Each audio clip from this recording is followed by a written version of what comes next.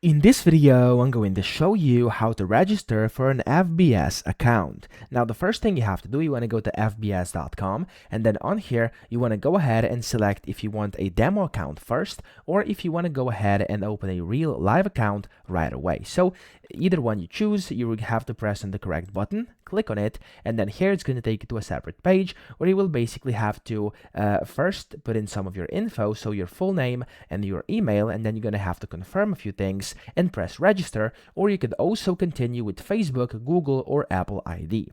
Now, after you do that, press register, and if you create a demo account, it's going to basically take you right away into the portal. But if you're creating a real account, a live account, you'll first have to fill out a few different information. So a bunch of different stuff is going to be required from you, and it's going to take a few minutes to actually set up. And whenever you do that, you'll get the access to your personal area. But again, if you're doing just a demo account, you'll be able to get access to your dashboard right away over here, but you will still have to get your verification through, and then of course you'll be able to open up live accounts as well. So that's how you register. I hope this video helped you out. If it did, please subscribe to the channel and help me out as well.